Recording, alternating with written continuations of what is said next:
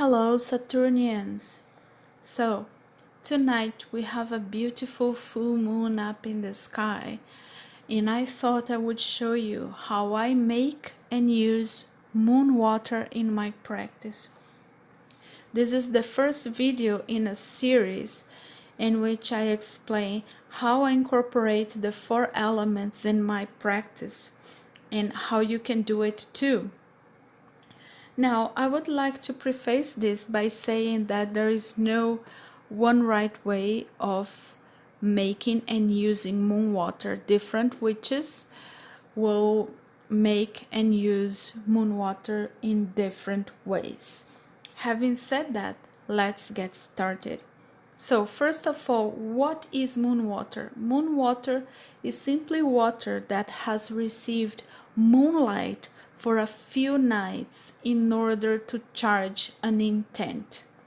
As an astrologer, I use the moon sign to determine the purpose of this specific water. Okay, so I also have smaller bottles. Let me see if I find them to show you.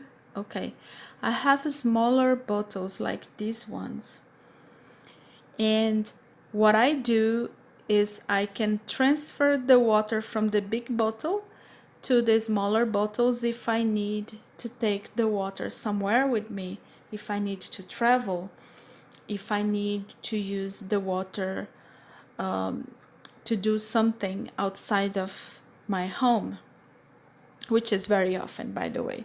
So I like to make enough moon water so that I have water that I can bath myself in it, and I always use this big bottle, this one with the hand, for ritual bath. And I also have this smaller bottle with the eye that I use to spells, and I also use this one if I need to transfer from the big bottle to the smaller bottle. Okay, now this is filtered water, so sometimes I can drink this water too if I feel that I need it inside of me. Sometimes that's really useful. Then I will drink from this small bottle here. Okay, now I am an astrologer, as I said, so I use the moon sign to determine the purpose of the water. So if it's a Libra full moon, I will use this water for things related or spells related to relationships. If it's a Cancer full moon, I'm going to use it for spells related to motherhood and pregnancy. If it's a Virgo full moon, it's a good moon to make water for health issues, and I can use it as a healing tool, you see. And if it's a Capricorn full moon, I'm going to use it for money and job related issues. So that's just how it works for me. And basically, I have filtered water inside these two bottles, and I am going to put them outside for to receive moonlight. I always do the whole process in the dark. I do not allow these bottles to receive any sunlight or any light at all. Okay, I just allow candlelight. So I always do this at night. As I said, sometimes I drink this water. Like once during the full moon in Gemini, I charged this water with the intent of embodying Gemini traits because I was going to give many public lectures. Now, I am an introvert. I don't really enjoy giving public speeches, but sometimes I have to. And what I did is I charged this water under Gemini full moon, and I transferred a little bit to the small bottle, and then I traveled with it. And a few minutes before my public lecture, I drank the water. So this is the kind of thing that I do with my moon water other than, ritual bath and feeding my servitors. Another thing that I do is I protect. I mean, I don't really use moon water for protection, but sometimes when I sense that I am going to be in a place that is going to drain a lot of my energy, I bath myself with the moon water with the intent of not having my energy drained, this kind of thing. So I can use moon water for all sorts of things, and enough with how I use the water. Now let's do it. So I have this table that I use specifically for this purpose in my garden, and it's in a spot that receives moonlight for the whole night. So I have my bottles here, and I'll put them on the table. I'll also remove the lid like this.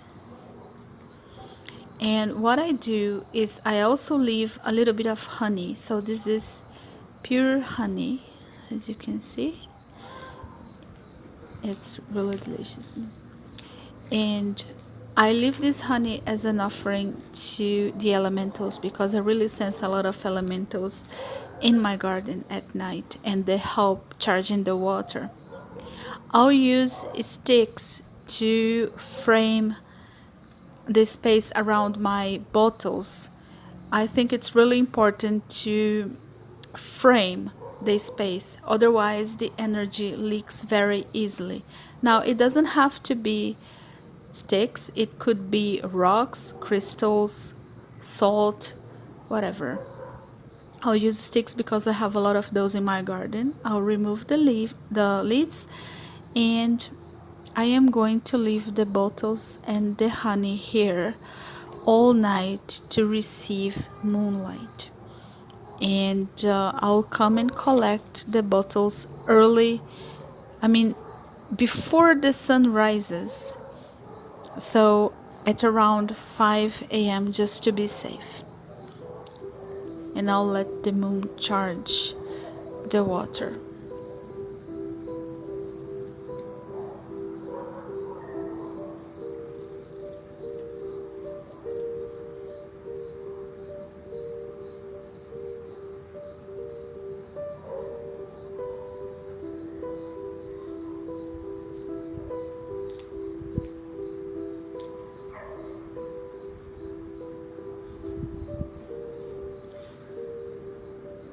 Okay, so now it's still dark, so it's the best time to come and collect the bottles before the sun rises. And I'll put the lid back on. This one.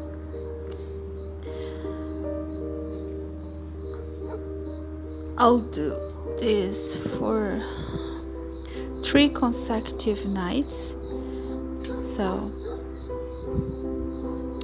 I'll need to wake up really early every day, but it's worth it because my water is going to be fully charged. So just take them and store them in a very dark place. So now I've done this for 3 consecutive nights, and my water is fully charged with my intent. So I have these 2 bottles, and what I'm gonna do now is I'm going to show you how I use this water. One of the things that I do is I have a servitor that feeds on moon water. Now I don't do this to every servitor, but I have a specific one that feeds specifically on moon water. And the interesting thing is that, okay, so I also have a servitor that lives here in this lamp. but this is not the one that feeds on moon water. I'm going to make a video specifically for this servitor. Tonight I'll be feeding this one that lives in this little bottle with the crystal. I have salt and crystal in this little bottle where my servitor lives. Now, this is the servitor that helps me understand my clients. So sometimes I have a client that needs an astrological reading or a tarot reading, and I have this servitor that helps me with my intuition to understand exactly what my client needs, the answer that my client needs. So this is my servitor that helps me with my intuition, and I feed it with moon water. So I give it a little bit of moon water, and the funny thing is that I feel that I get clients that embody the traits of the moon sign every time that I feed my servitor with moon water. So I'll seal it with candle wax, and I feel that my new clients are going to embody the traits of this specific full moon, the traits of the sign related to this moon. It has always been like this for me. So I fed my servitor, and I am going to use the bigger bottle to bath myself in a ritual bath. So there are many other ways I can use moon water, but this is how I use it more often, and I hope that was helpful. And I can also sometimes, as I say, drink the water when I need to embody the traits of the moon sign myself for a specific task.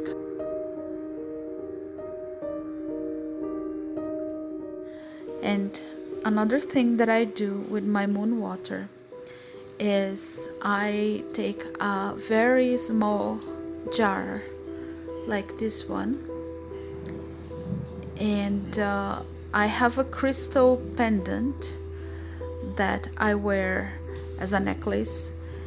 And what I do is I put the pendant inside the moon water for 24 hours, always in the dark.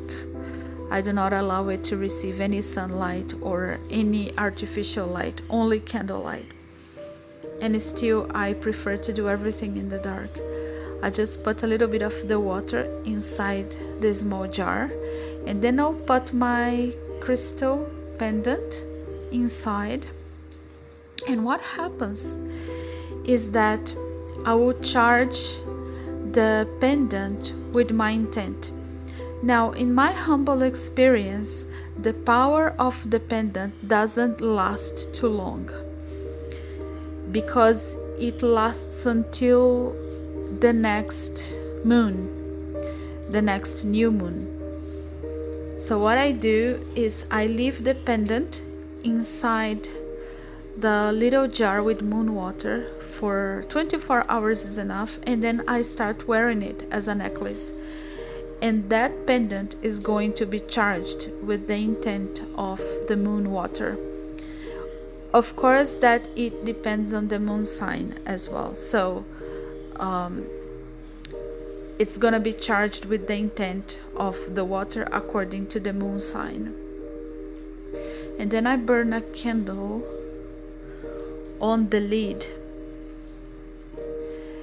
just to make sure that the intent is going to the right place. And after 24 hours, I remove the pendant from the water and I start wearing it in a necklace, as a necklace. So I'll take it with me everywhere. I'll wear it until the next moon. And then the next moon, I'll decide if I want to do it again or not. Because it really depends what I want to achieve. Not all moons are relevant for my goals or my objectives. But when they are, I make sure I will charge my pendant, or I'll drink the water, or use the moon water for ritual bath. So this is what it looks like after it's done. It lasts, it's a few hours until the candle burns entirely. But I usually leave inside the jar for 24 hours and then I remove it like this. Like this. Okay, I remove it like this, and it's charged and ready for me to wear it in a necklace. And as I said, in my humble experience, the power in this necklace doesn't last long. It just lasts for a few days, but it is very powerful indeed. So this is something that you can do as well.